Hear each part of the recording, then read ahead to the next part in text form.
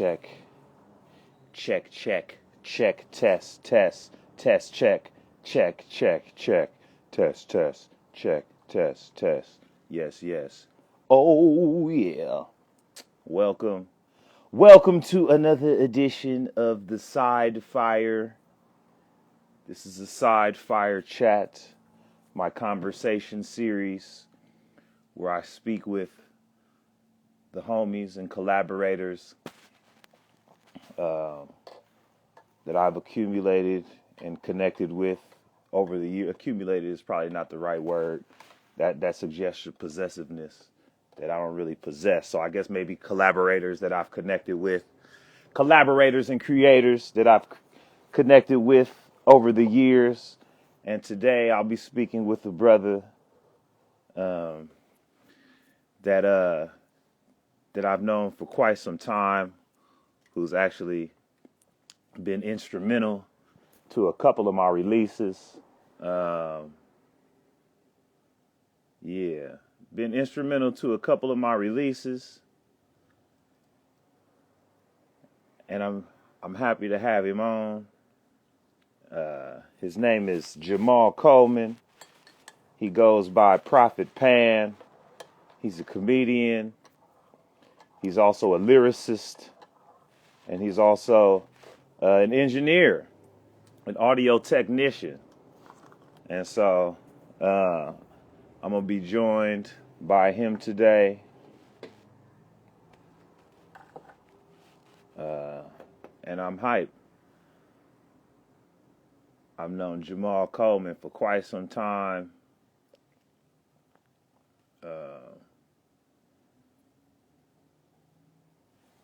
The John Lovitz.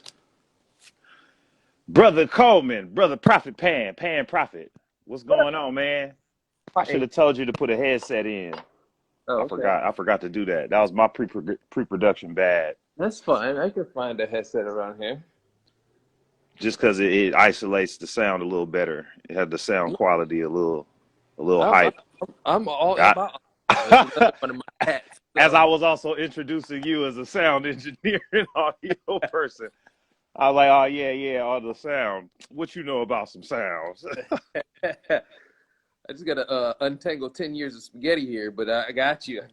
Oh, man, isn't that... Hey, I'm really good at that. I think that's one of my Charles Xavier mutant powers, is that I can untangle the fuck out some knots and some cables and some wires. I'm really good at it. If you push the knots together, if you push them in, it starts to spiral out, and you can get a little bit more control over it. That's a little guidance from me to you on the knot. Okay. You know what I'm saying? That's anybody listening. If detangling was a thing for you, sometimes you gotta push the ends into each other, into the knot. I think everybody should take life lessons from that right there. That's deep. Spot. It's like the finger trap. It's the finger trap. It's the finger trap method. Oh, I can take that. And yes, or sometimes you got to follow the end of the thing. You got to push the end of the thing to unravel. Sometimes people unravel at the beginning, but you should unravel sometimes at the end. Or sometimes you get stuck somewhere and say, okay, I'm going to go from the other side. Boom. Okay. That's also unintentionally philosophical. I just grab one cable and shake it until it gets loose. That's a method. That does help, especially with like a lot of different type of like headphone wires and auxiliary wires and things like that, because they got the coating, the coating with that plastic, so they want to be shaken loose. Exactly. Sometimes you don't even do nothing, and that's how they get into them tangles anyways, even though you didn't do anything. So it was the inactivity that got it tangled. Dig that. But now, yeah, you sounding like we in the chat. Oh yeah, we out here. Oh man, you sounding better than me, man. What's up with that, man? I'm not feeling that. No, I'll take the headphones off. I mean, I got the authentic headphones that came with the phone. That's why. Oh man, no, I'm not supposed to hear myself anyways. That's what it is. When I play it all back, it's gonna be immaculate. You ain't got to zoom all the way into your nostrils though. That might be most you of this. Sure? I'm certain, man. You're not No, supposed man, to I ain't trying to flex. see your thoughts, man. You taking a COVID test with the camera. You got that thing all in your skull. You got that thing mid-sinus right there. I wanted to make sure you knew I was negative out here. I see, yo. You got clear passageways over there. You ain't even got no pet dander in your sinuses, man. I take a lot of Allegra. Oh yeah, I tried to take some sea moss today. I tried to take some sea moss. I tried to put some. I caught See, myself putting some sea moss in a smoothie. That was rough. It you was. gotta be, you gotta be prepared to take sea moss. You gotta be mentally, spiritually prepared to eat it because it's I not know. really I found delicious. out. It's a bag of dirt. And you Well, got to be it's physically salt prepared. You water. got to have the It's stomach fortitude because yeah. it will I didn't flush have you it. out. I didn't have Yep. it. We're gonna see if I make it through this hour. I mean, I tried it just before I got on here with the smoothie, so I don't know how long I'm gonna last. It tastes like I was drinking throw up before I threw it up. To my What kind of listeners, smoothie did you sorry have I it didn't with? mention. You mean what were my smoothie ingredients? Yes. It was strawberry, banana, mango, blueberry, and some spinach. So it would have been a great little smooth and some yogurt and orange Yeah. juice. Damn. Yeah, Yeah. that sounds like enough to cover up the taste. Honey. Gotta throw some They honey in said there. thought I was throw some honey in. That's what I thought about. I was like, I should be good. The homies don't want to see your snot rockets, Jamal. You see I that? know. I don't got snot. I trim my nose hairs. I have a very clean. I have the very We cleanest see. nostrils. Yeah, we see, man. No drogos up in there, man. That's good I'm just. though. We see you How about drug this? Is free. this better? Nah, I'll do it this way. yeah. Now you like one of them, one of them people that's catfishing on. You got the catfish angle. I'm gonna take it from above so you don't see all this meat I'm working with, which is That's how I stay slim. I'm So, only 300 paying pounds. You profit. guys don't How even do know. we connect? We connected. Yeah, no, I didn't want to. I just wanted to get into the interview. I didn't Originally? want to take that. I didn't want to take that tangent. Yeah, how did we first link up? I want to say it was at the John Lovitz, but it had to be the Improv, or No. I'm not exactly certain, or it could have just been out and about I in think the. we met. I think we met at the Comedy Store. To tell you the truth, we met at a showcase store, and I met you. Whose showcase I was remember it? because I met you again at the Comedy Store. And you was like, "Hey, Jamal," and I was like, "Hey, man, what's your name again?" And you was like, "It's your boy, Anyi." Like we had a whole night of smoking weed and kicking it, and I completely forgot it. And you was like, "It's your boy," and I was like, "Oh, right." And now it's my turn to forget. That's dope, But nigga. then, Now it's and my then, turn to we fertilized the friendship though when I moved from Mid City to Hollywood, and I was working on Hollywood and Highland. And then we just started Oh hanging out yeah. more and more. Fertilize the What I used to friendship. say, I prefer yeah. crystallized. Well, that was the beginning, so it was what added the growth. Yeah. Now it has grown and bear fruit. So That it did. Literally. Like it's really fruits of the labors, the connections and the link ups. So when that's a it's good an place to start organic though. farm now. Yeah, Yeah, no, but just I know how to like do a real, interviews. a real farm I did land. podcasting for radios for years. But we definitely did a lot Um, at John Lovitz as well because I was running 3 shows there and a podcast, 2 podcasts at the time. the silly ass podcast, Saps, Yeah, and you was doing the yeah, show. You would do it. It was a podcast that was also a show. It was I also a had, comedy show where you had stand-up comedians and then you had improv yeah, maybe it was 3 improvisers then. come up and create scenes based on And it was called the The Breaks, and improvisers. so I brought a live show to that podcast. No, that was. Okay, So I had a couple different shows there actually. that So was I silly ass branded a couple different podcast. shows. The show you're talking about. Break it down for No, us. Give no, us the that wasn't. science. Okay. All right. Here's the science. Break There it was a down. show I was You doing finna a break it down, the podcast called math The and the Breaks. science. I did a Uh-huh. rap called the Rap Vocal Challenge where I had people come in and try to imitate voices of rappers, you know, Biggie, Nicki Minaj, whatever, and then some judges would judge them and they would win some shit. I did a show called um, I had a show called Silly Ass Comedy Show, but then I made it called the Sappy Hour, and I did a Happy Hour show. I also did Laughter as an after hours comedy show. So on Friday night, so we would do a comedy show, and then we would be able to hang out and drink till 4 o'clock in the morning. The show you're talking about is called Chuckle and Flow. That was my most Chuckle and successful show flow. there. That was the most successful show. I have comedians come in and they Well, would show at Pig and Whistle. their sketches. They would do a set and they would battle. The Pig and Whistle, that was the silly ass comedy show, or actually I call it that was Saps Live. But didn't they have the Because didn't then they that have was the a show. improv? Didn't they have the improvisers? Yes, I did that show at That once was too, but it that was wasn't the as dopest successful. one.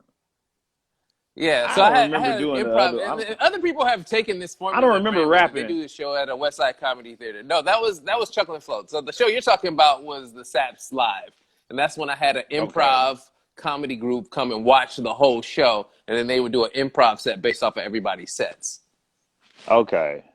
which was really good. It was really dope. So wait, let's back up. I was rapping on one of your shows. You had me rapping? No, no, No. no. Okay.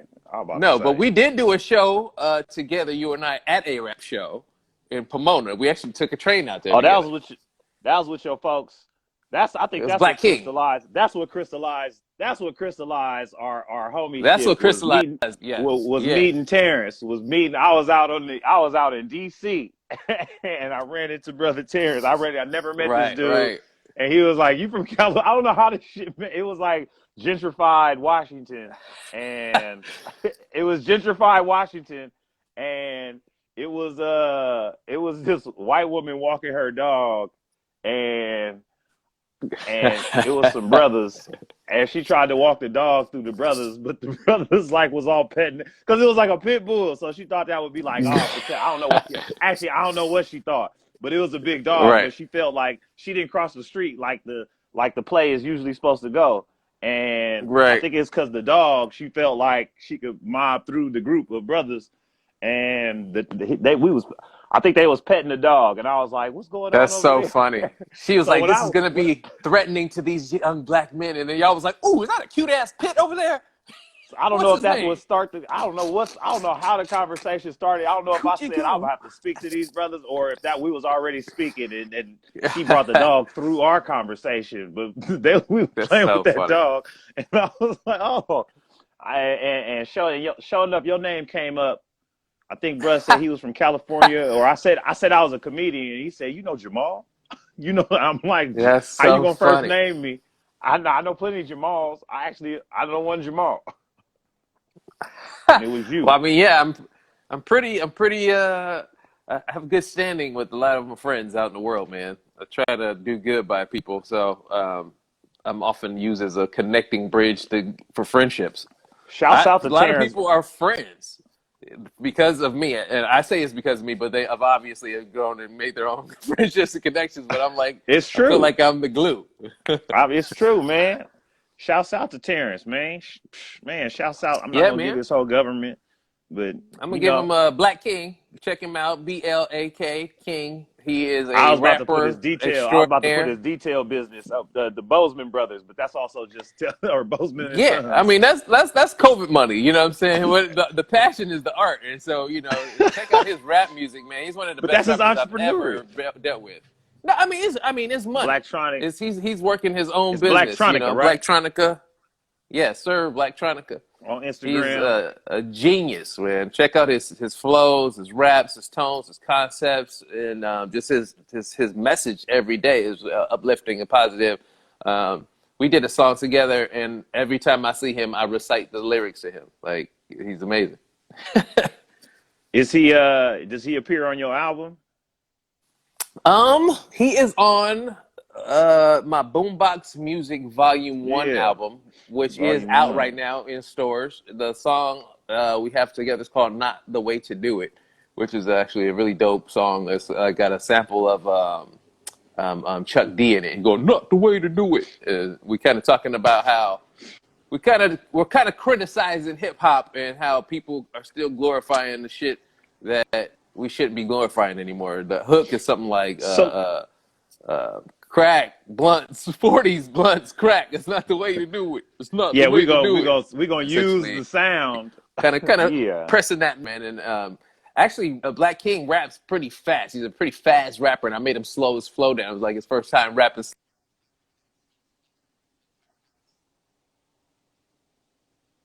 slow on that. Hey, what's up with your network? What's going on with your network, brother? Are you in a solid network? I'm on my Wi-Fi. Jamal, I need you. Um, I'm doing a network check. It's a network check. okay, What's up there with it your is. network? There it is. Yeah, I'm you was good. I lost you through a lot of that. We was But they can both find it. buffering in. They can find it. Yeah, nah, mine is good. I'm on my Wi-Fi, so I'm solidified. So I'm like I this. was good too. I was watching you It might be buffer. because you was doing all that zooming. It might be all that zooming. It's possible. It's a possibility. I'm not saying it's definitely all that zooming that you're doing. That might have issues with the network or your Man. connectivity with the phone, but it's a likelihood. So they might have not been able to hear what you had just said, but you was referencing a track on your album, Boombox Music Volume One. Yes. Now that's under your Yes. rap moniker, Prophet Pan, and you do comedy under Yes. Jamal Coleman, which is where Correct. I'm back up a little bit. You say when you was working on Hollywood and Highland, we mentioned you a rapper and a comedian. Right. And while you was on Hollywood and Highland, you were actually working at the Music Institute, telling or teaching, giving rap classes. You was a rap instructor, Yeah. a teacher. So Yeah. you got literal. You was the first ever rap teacher. I was the first ever rap instructor from Musicians Institute. Um, I wrote my own curriculum, my own testing, my own, learning strategy. I had several classes actually. So I had a live performance workshop where people would come Uh, in and like, let's say we post a song that everybody knows, like Empire State of Mind with Jay-Z and Alicia Keys. And then people would learn the song. Then I'd have a one-on-one class where people could come into that class and go, hey, how can I make this sound dope? And I would teach them vocal tone and rhythm techniques so they could deliver with authenticity and some originality, add a little flavor to it, how to animate, how to denunciate, over enunciate, create different tonality dynamics that create emotion in the delivery and to stay in the pocket while doing that. And how to breathe and stuff like that. So I would teach that. And then I also had an elective class where I taught hip hop history for an hour. So everything from, the concept of where rap comes from to modern day. And then I also did similar to a live performance workshop class in that class, but it was within the curriculum that I was teaching. So I was teaching basically breath control, rhythm, flow, dynamics, tone control, how to still different ways to create emotion through subtlety and over exaggeration. Just using your actual techniques, like how to sound aggressive if you rap through your teeth. Stuff like that. Yeah, it sounds simple, but people don't know these no. things. Well, Using this thyroid effort to sound a little rougher or tougher, or grime to your flow. yeah, no, I feel that. You saying all that, I didn't even really I didn't really even consider all that in what I was doing with Bars at Noon. I didn't even think Yeah, of half of that. Maybe one of those, maybe breath control or yeah. I mean, a No, lot no. of, to be honest with you, and I don't want to sound culturally biased, but I feel like and I think it's because of the culture of Black people, though. I really do feel like a lot of rapping does come natural to most Black people, whether it's the breath control aspect or being able to connect words quickly or just speaking quickly, because, history, we are very rhythm based people, whether it was the inventing of the drum or, the click talking from Africa is all rhythm based and tone based. There's so many, you can click in several different tones and it means different Mm-hmm. things. So like I feel like DNA memory kind of kicks in when it comes to hip hop, because hip hop is really just a dressed up version of everything else we've already millenniums. It's like a 2.0 Man. of everything else we've been doing. So naturally, I feel like people who have that soul or DNA connection, it kind of comes a little more naturally. So and being a comedian helps a lot too, because you're very quick witted and can connect things faster, and you have more insight and more things to say and can see and observe more than the average human being as well. So I feel like getting the words out, connecting them, making them sound cool, having the comedy is all timing and punchline too. You know what I mean? It's the same thing as rapping. Yeah. So how did comedy introduce itself for you? Because I have a similar kind of transition where I was on a rap mission, and the events of that I've spoken on other episodes of this, so my story is mine. They can catch in with my story, but it was rap that led to me being like, people always tell me I was funny, man. I'm gonna do comedy too. What was your transition, or You know, maybe what was your entrance? I should say, because you ain't transition. You do it all, yeah, I do. or you do both. Yeah, so how it happened for me was when I was about 16 and rapping into the Inland Empire scene. Shout out to all the rappers in the Inland Empire scene, the 909 area. Hit Boy, right? Ain't Hit Boy a producer from out Oh there? yeah. Hip Boy was from Fontana. A lot of great great rappers out there. Dirty Birdie, C4, See for Yourself, Triune, Propaganda. A lot of great rappers who are world household names in certain areas. I loved rapping, but I didn't know anything about music really. And Mm. so I was having a hard time communicating with my engineer. I just wanted my voice to bounce back and forth in the speakers, but I didn't know how to say that. And he told me that I could go to school to engineer. So I went to school to engineer so I could learn how to talk to engineers better. I ended up loving sound and mixing and recording, and I really got into making beats and stuff. So, and it just helped me be a better rapper anyway. Um, I opened up my own business, owned several studios, and worked in sound for a long time while I was rapping. Met a bunch of people that helped me escalate my career in rap too, and my connections, and learn more about the business side. That I turned that studio life into live sound life, so I started doing live sound events and started making it's really great money when they pay a sound engineer in live events. And they pay like half up front usually. So, but one show I got stiffed on some money or whatever, and I was like, well, fuck this IFCOM shit. Um, so I got a job at Guitar Center using my skills. That kind of that going into the live and dealing with the equipment that I learned at Guitar Center helped me get a live job, a live sound job at a comedy club. So I was a sound engineer at a comedy club for 3 years. Never thought about writing a joke or being a comedian or anything like that. But I was, helping seat people as a doorman too. And I would fuck around with the other door guys. And we would talk shit about people and whatever, the show, the boss or whatever. And so many people kept going, Jamal, you're funnier than the guy on stage, man. You are hilarious. You need to do comedy. One of my coworkers believed in me so much that he booked me on a show. And I was like, I don't have any material. I've never written a joke. And he was like, well, you better start writing some jokes.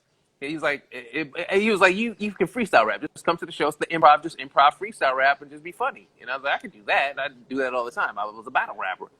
But I was like, I better write 5 minutes of jokes just in case. I went to an open mic at a place called Liam's. It was like a little shitty bar in Grand Terrace or Colton somewhere. And it was nothing but headliners open micing at this bar. And they was like, yeah, you can go up after everybody at 2 a.m. when the fucking place is closed. There's nobody there. There was nobody there but headliners watching me perform. I did my first 5 minutes. And they laughed. And then they gave me a bunch of advice. I got a bunch of advice from like Jeff Garcia and, just a bunch of people, man. It was really, really a good blessing. Went back to the club. The guy on the show that he booked me on, the guy's wife stole his kids and drove to Texas from California. And he was like, I can't do the show, Jim. I need you to produce and run the show. I was like, I don't know what I'm doing. And I need you to host the show. I was like, I need you to open the show with 15 minutes. I was like, I got 5 minutes of jokes, which I did in 3 minutes. and the rest of the time I just did crowd work and drank a bunch of Hennessy on stage and rapped. I still got the footage somewhere. It's cringe-worthy. I hate watching it. It makes me want to throw up. At the end of the night, the club gave me a bunch of money. I paid all the comedians out. Called the dude up, and I was like, I got like $400 left. Where do you want me to send it? He was like, just keep it, man. Thanks for everything. And I was like, I made $400 telling drunk jokes for 15 minutes. I'm a comedian. That's that's usually the best introduction when there's some money involved. That's like a energy sign. Right. And And say, it was, damn. super positive, man, because I had built a relationship with a bunch of comedians already. And prior to just getting up, I was thinking about comedians. So I asked a bunch of comedians advice. I got to ask, Gabriel Iglesias, I'm thinking about being a comedian. Mm. We got any advice for me? Steve What'd he tell you? Trevino. Man, I got so much great advice, man. I'm trying to remember exactly what Fluffy told me, man. Fluffy told me like to just connect with people, be a great storyteller. Steve Trevino told me to always tell the joke like it's the first time you told the joke. Jeff Garcia, the first advice I ever got was from Jeff Garcia. Jeff Garcia was like, don't sound rehearsed. You need to learn how to talk to people. Just talk to people. Don't go there. My jokes are my jokes and say all the words on my jokes. Right. You got to go up there Right. and talk to people and be a natural person. Right. Um, People be wanting I that got, I though. got, yeah. I mean, a lot of, when I came to Hollywood, I started comedy in the Inland Empire. So when I came to Hollywood, I watched a bunch of Like, actors oh, doing you guys, comedy, and oh, I was like, you're an scripted. actor. Yeah, you practice in the mirror, and just, you didn't write a joke and filling out the joke with the Hmm. crowd and letting it, and surfing with the energy of the audience. I watched Patrice O'Neal. I watched people. I watched a lot of great comedians who are dead right now do comedy, and I got advice from him. So my style was a little Oh, different. I Then I thought you moved was to about. LA, Uh-huh. Yeah, and then no. that changed my style again because comedy in LA is very competitive, and people are so jaded uh, and insensitive that you damn near got to talk about setting a car on fire and peeing on bums to get a laugh. you know, Whereas like I'm living in Portland now. I'm in Vancouver, Washington. I'm like 10 minutes from Portland. People are That's highly a sensitive. broad Jokes that's a that broad stroke of LA, man. no, yeah, of course, I'm That's a talking about my generalization. initial. It's very generalized. I'm talking about my initial, initial, performing in LA. It definitely is more textured and detailed than that, and more nuances depending on the area and the rooms and the crowds, It for obviously. sure depends where you at. But yeah, no, I feel you. That But sounds like people go Hollywood. so hard in Hollywood to get, Yeah. because people are there is some concept, but people do get tight. If you talk about homeless people or gay people in LA, they get tight. But most of the time, people are pretty open minded to hear what kind of joke you have. Whereas I live in Vancouver or Washington and Portland, and people are very liberal and uptight and very conscientious about other people. So they're Yeah. Yeah. I'll tell a self-deprecating joke and get a groan. They're like, I'm talking about me, y'all. It's like, this is a fabricated story that I'm making up. You guys are like sad about. Like, let it go. So it's very interesting performing in different cities and seeing how they kind of, how they, how they like to taste the different flavors of your gumbo. Some people are like, oh, I love the rice in this gumbo. People are like, there's too much sausage in this gumbo. Different cities are different. That's kind of why I wanted to move to the Pacific Northwest to get a different flavor. So I want to be the bacon of comedy. Okay. And what year was this? What year was this when you was working the door? Oh man, I started comedy in 2009. So I Oh probably nine. probably was Okay. doing Well, hold going on. doing the door like 2007 or 6 maybe. Okay. Okay. So you was working the club for 3 years, and Yeah. then okay, and you started in '09. Flash forward 10 years later, you drop your album. Yeah. You Yeah. drop your album, Dive Bars. Yeah. The comedy album, man. I was you know It was an experiment for me, to tell you the truth, man. I wanted to see if I could do it, and I did. I had a lot of obstacles in my way, and it didn't work out exactly how I wanted it to. And in hindsight, you know, there's a bunch of things I would like to do on my next one that I didn't get a chance to do on my first one due to the timing constraints and production and whatnot. But however, I'm super proud of this album, man.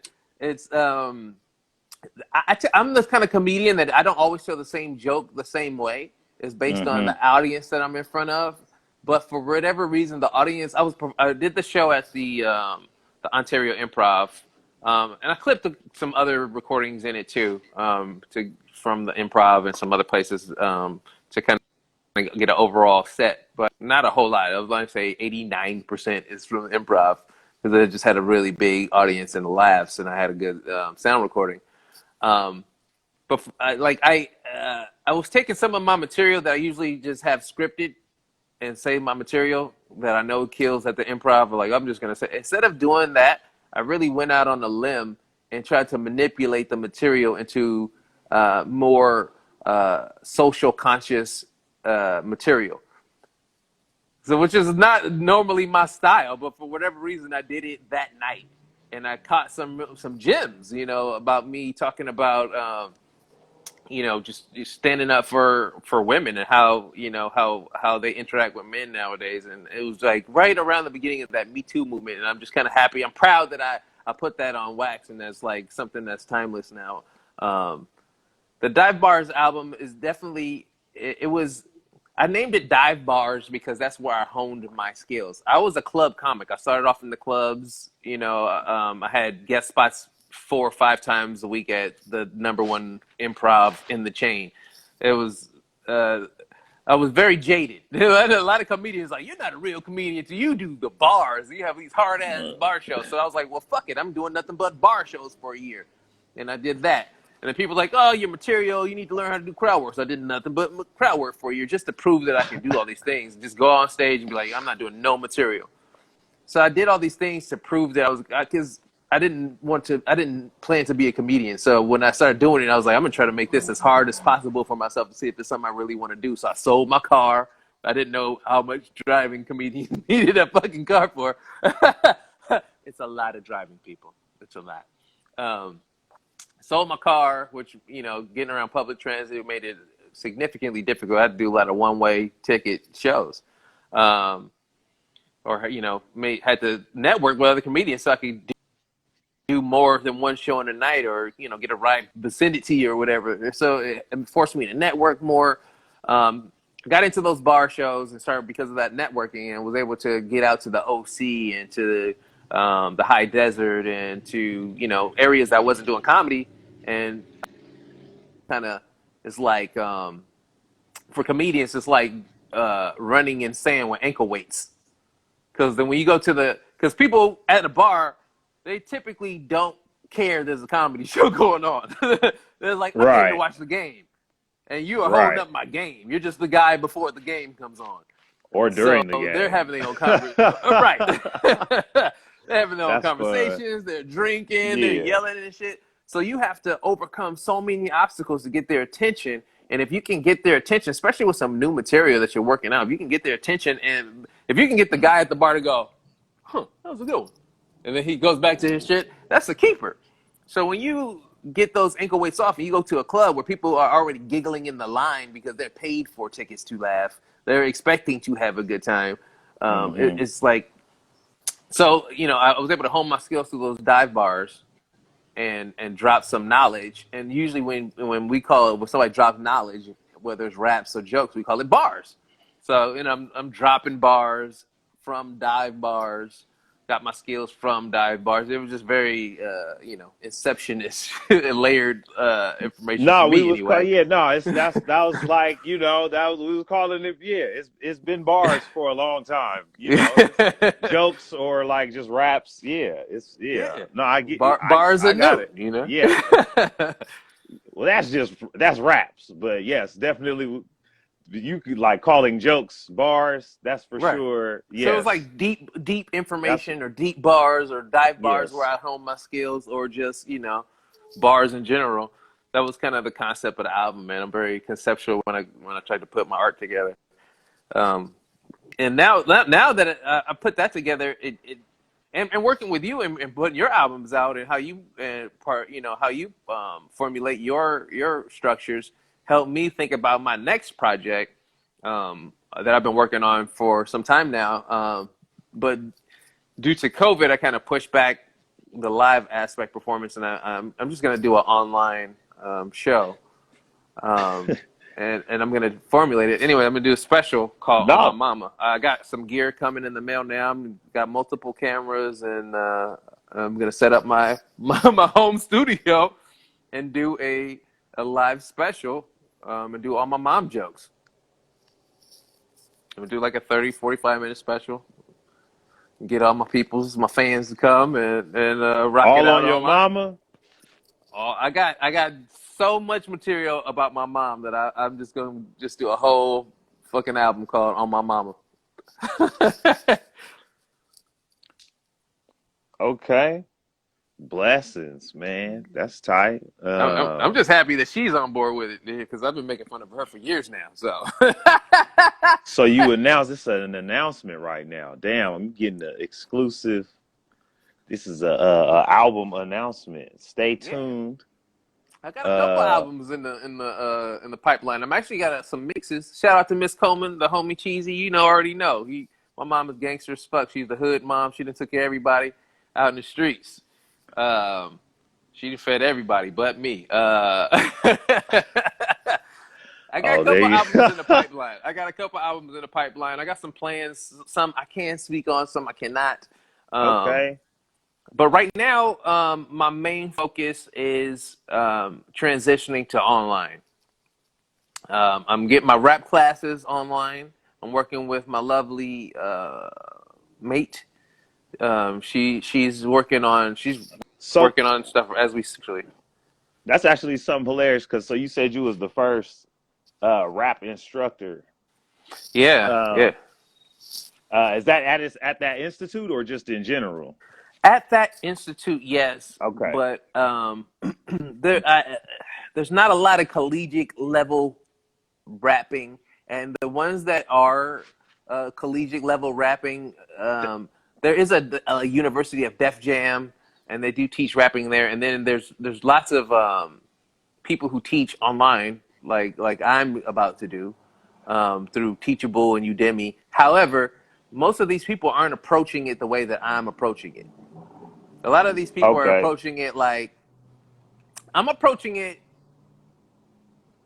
Most of these people are approaching it like How you're a you hip approach it? hop head and you're a fan Uh, and you know who rappers are and you have a passion to rap and you want to be a rapper your whole life. I'm approaching it like somebody who is interested in picking up, right? Like, oh man, I'm interested in playing guitar. I don't know any rock songs or I don't know how to play a guitar. I don't even know much about music, but I want to learn. I'm approaching it that aspect. So instead of going, this is how you freestyle, that's down the line. I'm taking it well, from the I say it. basics. Well, the reason I brought it up is that there are other. Well, there are others that are instructors in rap and even rappers Yeah, of because of course. you. So Yeah, you have sons and daughters. Wow, in the game. Wow, that's that's true. tight. I've And had so, students that speak were on on your that. what? The what was that TV show that was just on Netflix? Flow and Rhythm and Flow. I had a student Oh that was on snap! there. Oh shit! Didn't Are find you them. at liberty? Are you allowed to discuss, or is that like a because hip hop they don't because I already set it Ah. up like sons. I taught It this was guy, son, I taught them. Look at them out there. Wow, I'm man, gonna getting say that rap on. sons and Wow. I'm not gonna speak on the artists, but I'm gonna say it was sons and daughters because I also have female artists out there who are out there repping. I had a lot of female students from Oh, all over the world, and the person who actually was in the show was actually a lady from Chicago. oh snap! Yeah, That's what's up. she got bars, man. She got bars. A lot of I I've been very fortunate, man. When I was 16 and I was really rapping heavy in the scene, I was a freestyle artist. I still am a freestyle artist. I could freestyle rap forever. and not repeat myself. Have fun. I'm very really good at freestyle rapping. Um, I What's broke up, it Prophet? down. Go ahead. No, I was just saying I broke down rapping like quantum physics. I took it to a scientific method, and I broke down what are the 10 things that make a 16 bar verse dope. And I took those 10 things and I carried those with me all the way until I created my curriculum for rap instruction. And those 10 things I created and made, into like 12 things so that I can make it into a curriculum over a semester. And I broke those down into 2 different categories, which is one is flow and one is feel. So I have all the flow, which is all the rhythm techniques. And then I have all the feel techniques, which is how to manipulate your diaphragm, your chest compression, your throat, your lips, your jaw, your face mask, to create different tones and structures to emulate emotions. Or, sometimes as a rapper, you might have a great fucking day, but you got to go record this sad ass song in the studio, right? Or vice versa. You got to go record a happy go lucky song, but your mom just died.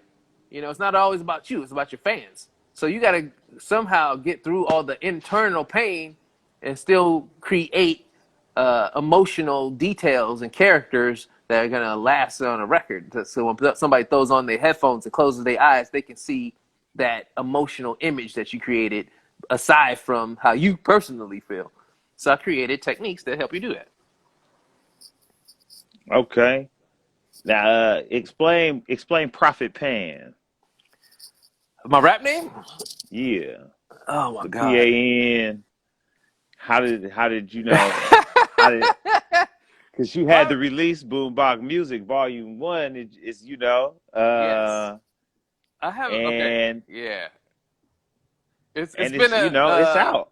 it's These been an these are your works. evolution. These works is out. You know what I Yeah. mean? And it's they they they valuable. They valuable works. And so Yeah, man. uh explain Intrinsic that value.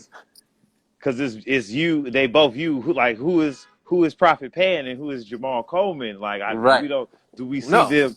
You talking about quantum occupation. Quantum No. entanglement. You I talking hear about you on quantum that. theory. These Who are is all who facts. is Jamal Coleman and who is Prophet Pan?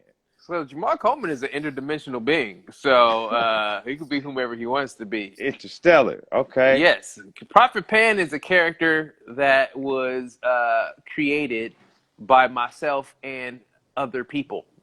Um, my original rap name was Mayhem, and my freestyle technique and the way I rapped at the time, and really, to be honest, it's my core being of actual Jamal Coleman is based off of PTSD. Like I have a lot of anxiety because I was in a drive-by when I was 8 years old. I was shot at more times than the veterans.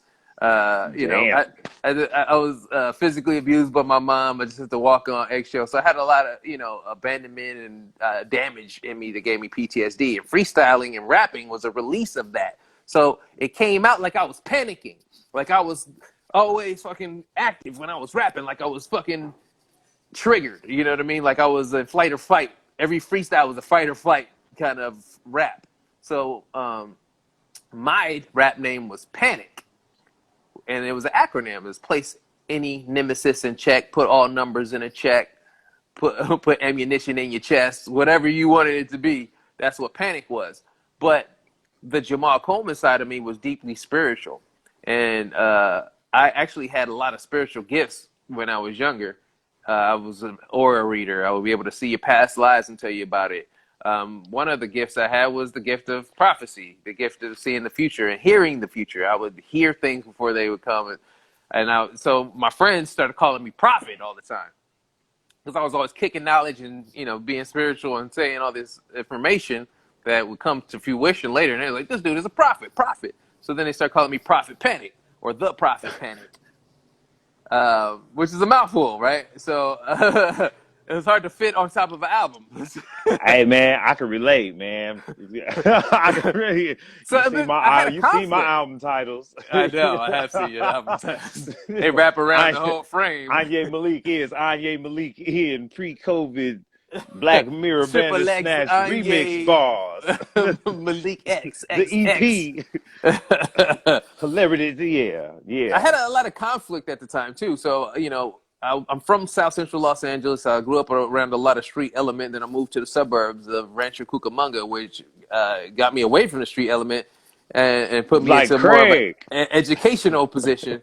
And so I was torn, about Day. enlightening my audience and being authentic and identifying with my Compton roots with my audience. And I was having a conflict. And so then to resolve that conflict, I just changed my name to Pan, which is positive and negative. So I was like, I could be I can talk about fucking bitches, and I could talk about the liberation of opening your heart so women can run the world. I could talk about how we need to, help each other and be successful, support each brother, teach a brother. And I can also talk about how I'll shoot a motherfucker in the face if he tries to rob me and take my shit, because that's kind of where I was at the time. And the profit aspect just stuck with me because 99% of the people who know me from entertainment industry that knew me from the 20 something odd years I was doing rap, but don't even know my name is Jamal. They've been calling me Prophet all these years. They've been calling me Prophet. Like, not even, most of them didn't even know my name was Panic or Prof Pan. They've just been calling me Prophet all these years. So it really just stuck as a moniker. I never named myself Prophet. I never told that. I don't even like it marketing wise because it's hard to fucking separate myself from everybody else that's saying Prophet on a record. So I spelled it with the I instead of an ET, which is also a combination of biblical and fiscal. So it's both the prophets. So I want the money and I want the Bible. So it's the prophet of the future of spiritual currency and the prophet of financial currency. So my whole name is about dualism and duality, is the positive and the negative, because we need duality to create in this universe. You need the both aspects to create in this universe. You need the smooth and you need the rough. You need the positive and the negative to create 3D images and to build, to create polarity in atoms and to create attraction and repel, to create and to destroy. That's basically the roots of my name. Is basically I took the concept of energy and applied it to my name, because to me money is energy. The ability to see or not see the future is energy. It's being able to tap into an energy. The whole concept of rapping to me is translating energy, is putting an energy into a time capsule so that somebody can download that energy later and feel it. Everybody gets hyped up when they hear rap. You hear some rap shit, especially some grimy rap. In the 90s, they used to try to blame rap on killing. You know what I mean? I heard a rap song and I killed somebody. You hear MOP and tear the club up. People will fucking shoot a bunch of people in the club because MOP is on. So I could definitely say energy is real. some songs cause some fights in the club for sure. Or gratuitous sex in the club. The Two Live Crew used to have girls going nuts and fucking on stage, and the Yin Yang Twins had they Man, killed the twerk song. game. You know what I'm saying? The twerk set off in 2005 because of all that Lil Jon tonality. So the energy of music is ridiculous. Not only is the energy of music ridiculous, but the energy of comedy when there's no music in between you is ridiculous too. That tension bubble builds up, and you can pop it with a joke, or you can just let it continue to grow and make it super weird.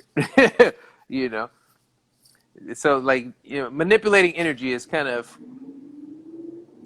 the origin of my name that came out into Destiny. Okay. That's dope though, with the positive and the negative. You know what I'm Man. saying? I had to take the dots Positive out because Apple Music doesn't like the fucking dots. So I don't have to, the acronym doesn't exist anymore. Will they get your stuff right if you tell it just if they leave it all capitalized? It just becomes a marketing nightmare because is it capitalized? Is it not capitalized? Is it P dot space Because dot. it's like, if we take the dots out, will you do the thing right where it reads just It, like, well, you that's know why what I I mean, took the where it dots reads in out. all caps? Because then it'll just be like Peter Pan or some shit. It's like Which Papa is Pan, fine. Peter Pan. Which is fine too. I'm all about the comedy aspect to me, and even my youthful appearance. Man, I'm 41 years old. I still look at my 20s. You know, that Pan aspect is forever thinking positive, forever happy thoughts, forever flying from your dreams. Like I'm with the Pan shit too. And if you want to But it take it looks like even, balance. if you want to I take it picture it as mythological, balance. you want to take it mythological. The creature Pan from Greek mythology, who played the flute, you know, was able Hmm. to manipulate people and help festivities with music. You know, he was able to get people out of doom and gloom and get you out of the cave with the music and get you into the forest and make you dance naked. Then he had orgies with women for the Dionysus festivals. I know way too much information. That's hella lit. That's damn. He took it on the a whole man. That's a lot of that's dope when it's a lot of connectivities. Yeah, man. Uh, you started getting metaphysical, and I ain't gonna lie, you lost me. I was like, okay, well, No, nah, man. well, I had to you didn't change the lose me. I lost. marketing of my name because of metadata. I went off on a tangent, internal tangent, and It's I the was, dots. The dots was fucking up Google searches on my name for my album. So, like, oh if you yeah, no, go, I got I know my how they first be. album is L.A. Mode, which is a fire album. I dropped in 2009. It was hard to find because people were like, "Is it P space dot space Right. A dot? Is it P dot space A? Is it P dot A? Yeah. Is there spaces? No spaces? Listen. Is there dots? No dots?"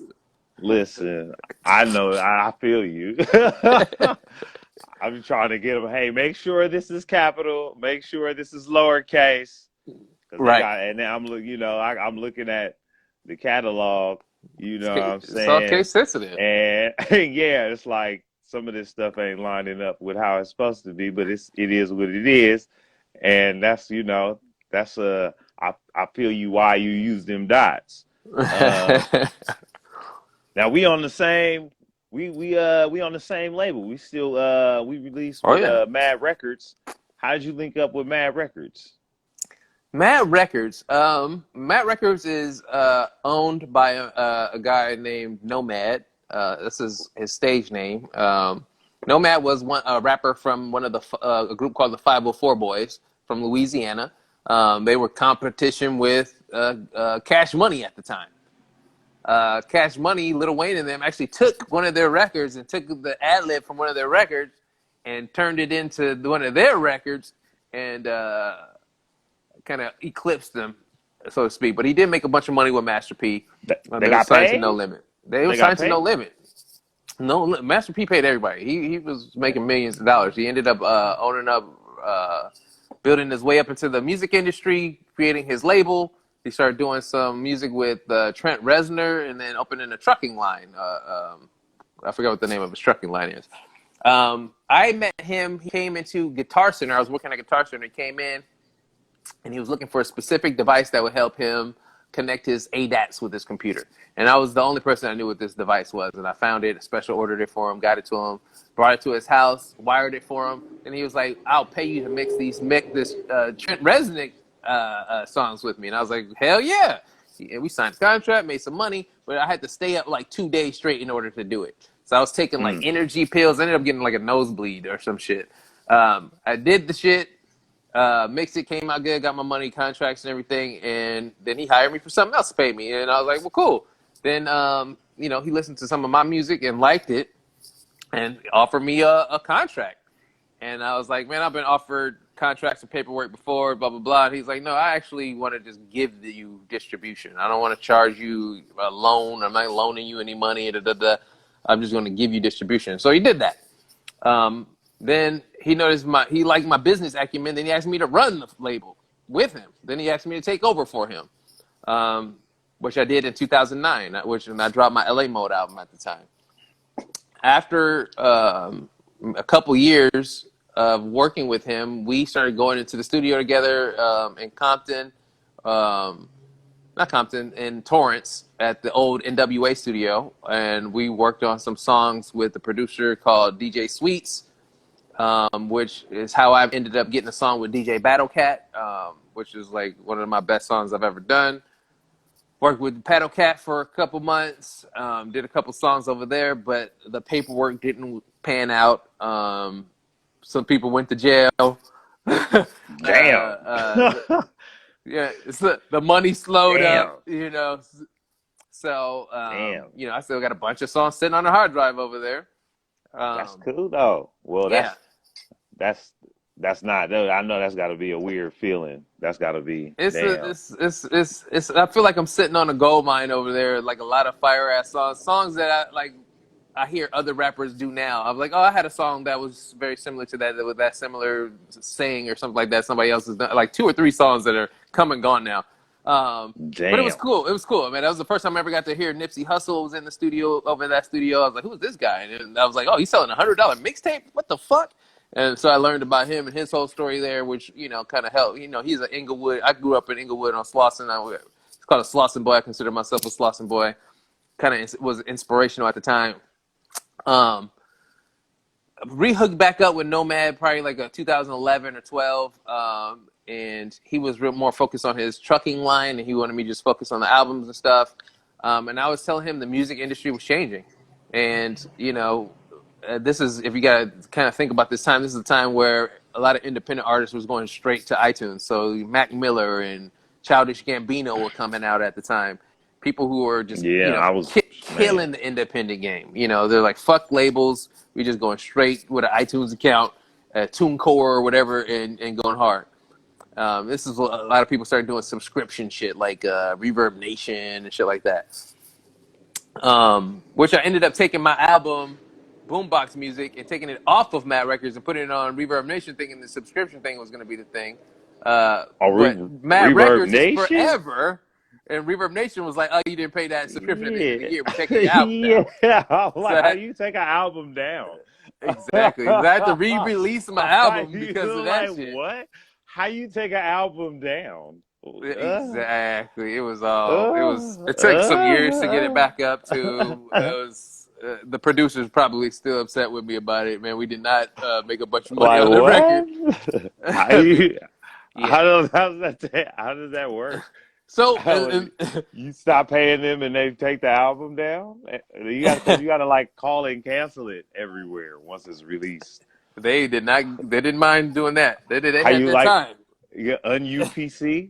You gonna put the PC, the UPC on pause? Wow, They just took the catalog down. wow. It was really, really fucked up. It kind of fucked up some momentum for Reverb me. Nation. That's what it seemed And like. and I fucked up. You know, I had a couple fallouts with some other producers and projects that slowed some momentum as well too. However, as far as the Well, time label is Matt relative, you Records, know. yeah, exactly. I was telling him it's not going to work out the way he wanted it to. We need to redirect our energy and Well, we focus don't on. got to do all, Well, I turned because the I got label to. into a marketing consultant firm, which then we were able to make some money. And then Oh shit. from that point, I was like, we got to open it up to more than just rap music. And that's when we started getting into comedy albums. And then the first comedian that I signed was Mr. Anyi Malik. Oh yeah, for the pop grits. Yeah. Yes, And that was pop grits. 2016, 2016, the end of the year. October, Yeah. October. Yeah, the fall.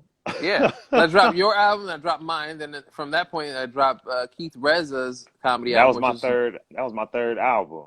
Yeah, and yeah. you had mixed it. I Yeah. believe you had mixed Yeah. it. And did you mix doing the most? No. I only No, did you didn't one mix album. doing the most. Okay, yeah, but Yeah. yeah, I think it's the best sounding one. I mean, I'm being biased. it's it's one of my favorites. I mean, it's one of my best. It's for sure my best done album for sure. As far as like experience, like the whole album process, like in a in a venue, recorded in a venue. Right. No, But like, you know what I mean? I The like your whole style, man. I did 2 shows, you know what I mean? That's how you do And it. yeah, yeah. Well, no, there's other ways to do it. That was like, yeah, but I did mine in yeah, one shot, one show, one night, one shot. If I fucked the joke up, I fucked the joke up. If I didn't tell the joke, I didn't tell the joke. Like if I didn't close the way I wanted to close, I didn't close well. However I was feeling is the yeah, way I wanted to feel. But when you do 2 shows, you can go, I didn't get that one. I'll get the on the next one. I can clip it in. yeah. I mean, that's for like production's sake, you Yeah, know. yeah, But safety. I've done that also for the I've done the one take or the yeah the this is the performance. The performance is what you get. Um, I like to, paint with a lot of different colors, and that's tight, man. To be able to do that, you know what I mean. Just like you also putting out different types of projects, the rap project, the comedy Yeah. project. What's next?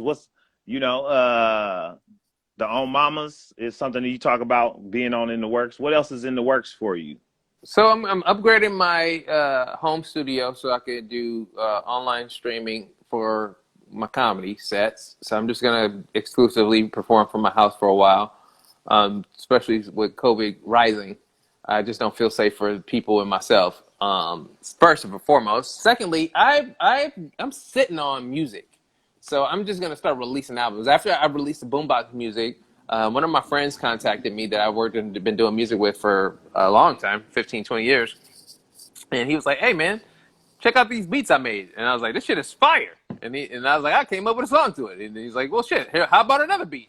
I ended up doing a whole LP with him. So I'm actually gonna do a mix today after I get off. I got one more thing I got to do. Then I'll You be got some mixing. work. Yeah. So I'm about halfway through mixing the album. This album is gonna be called "Feeling Good Right Now," but it's a picture of me with a melting happy face over like emoji over my face in a room that's on fire. So Mm, the album is really like the concept of the album is really how people pretend that they're all good when they're especially when they're in a situation that other people are jealous of, and how it's really a fake sense of you know happiness, and then when all that shit mm. goes away, Performed what happens? happiness. Yeah, performed happiness. So then when all that shit goes away, when you lose all the shit that you're supposed to be makes you happy, what is gonna make you happy then? So the concept of the album is as a rapper who's made it, and having those big number of conversations on yachts with the watch and all that shit. When you lose all those things, what do you have left? Mm. All you have as a rapper is the culture. When people don't like your album because your lyrics or because you're too flossy or your watch or you had some fallout with another rapper or whatever, all you have left is your catalog. Nobody like this is a real life example. Lil Wayne just came out as a Trump supporter. Now you can Mm. not like Lil Wayne and Kanye West too. You can not like either one of those dudes, but their catalog speak for themselves. I'll still bang the music. You know what I mean? So it's because of the culture of what they did for the culture of the music. I still listen to not as much Lil Wayne as Kanye West, but I still like all the fucking beats in the songs. I don't fuck with them on that level, but on that level I do. So that's the kind of the concept of the album is like, and then like my own personal growth is like, how did I get out of that hole?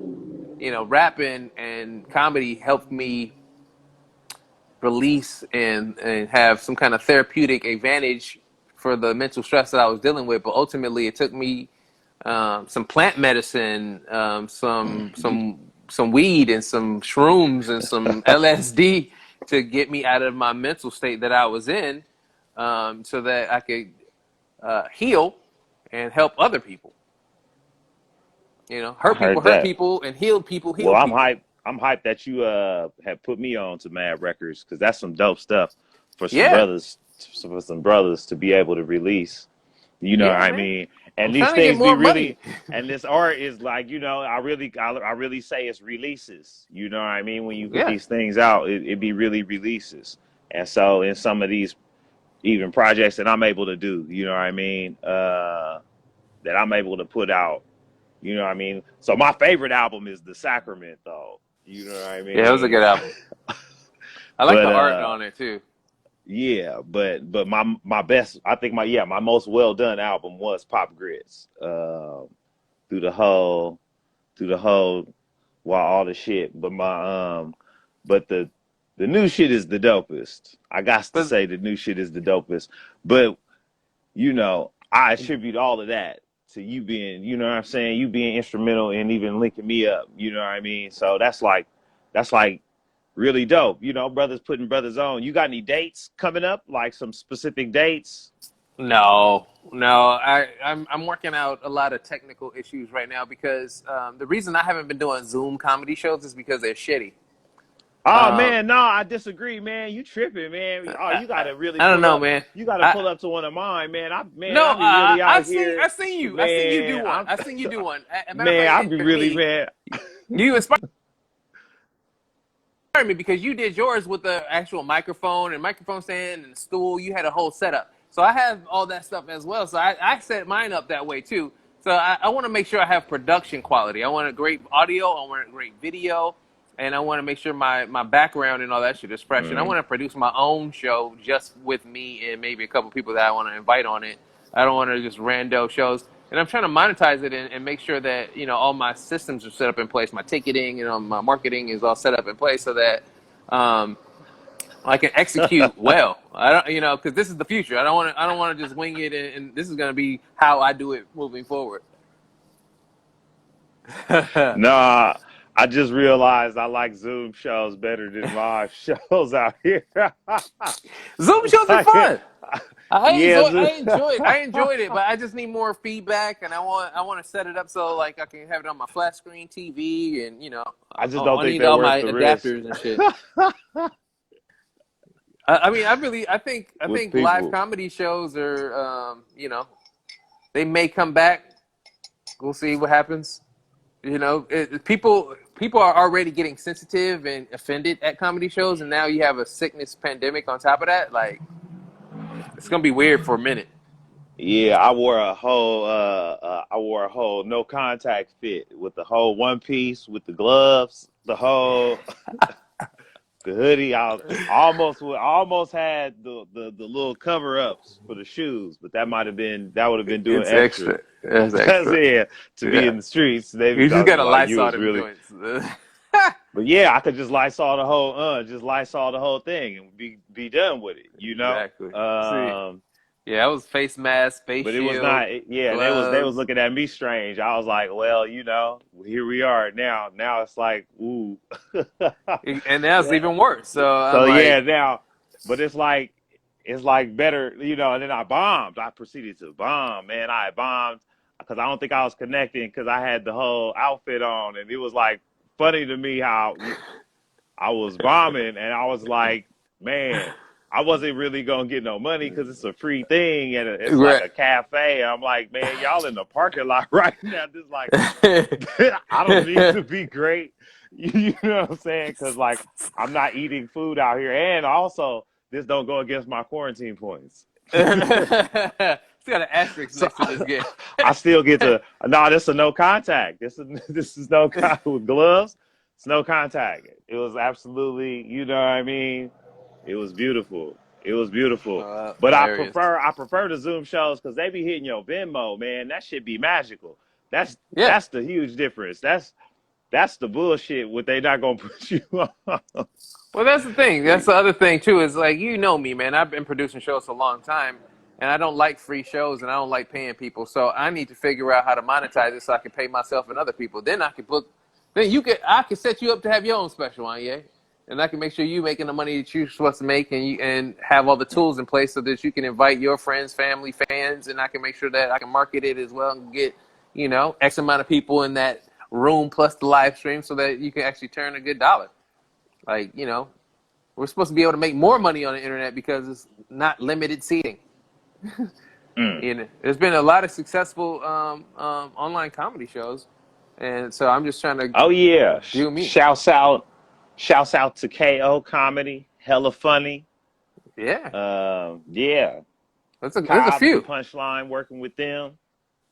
You know, Yeah. and clubs are doing it too. So you know, Yeah, that's what I'm there's saying. no Cobbs and limit to it, Cobbs and and there's no punchline. rules. Punchline It's Comedy kind of Club. like the Wild West all over again. You know what I mean? It's like, so the people are putting the systems together and you know, formulating the formulas is going to be able to be the gatekeepers essentially. I like how I thought we had to be wrapping up because Instagram likes to wrap this thing up after Yeah. like about an hour, and they letting us. It's so weird how that, you know what I mean, just the capabilities to just be able to continue forth I mean, in I'm down the. because I am hungry and The only reason I was wrapping it, but yeah, man, I think this is a good place to leave it. yeah, And so y'all check in with Prophet Pan, Jamal Coleman, yeah, uh, sure, Boombox Music Volume 1 and Dive Bars now available on yeah, all digital streaming platforms, yeah, Spotify, Pandora, and LA Tidal, mode and LA mode too. Check that out. LA Mode. Oh yeah, I got a Legacy Family album out too. Oh, snap. Oh, that's you too? That's my whole my rap team, man. I got a whole team of Okay. rappers. I put a compilation album out called Legacy Family. I'm rapping all over that too. Okay. Yeah. Uh, all of them available on Yeah. all your digital streaming platforms. This is a side fire chat. We really got in depth, mostly because the camera was like really in your face. Yeah, that's how I do it, man. You see that? That's right there. I I was gotta get trying it to out. get you to back it up so we can be in frame, but it'll be Personal, one of man. them. Maybe we'll get some good roasts in the comments or something. Now, maybe somebody, but but it'd be plugged though. So thank you for listening to the Sci-Fire Chat. Yeah. I'm Anyi Malik. You can check out the others in the catalog in the catalog. You see it. You see them. This is what number is this? This is number 6.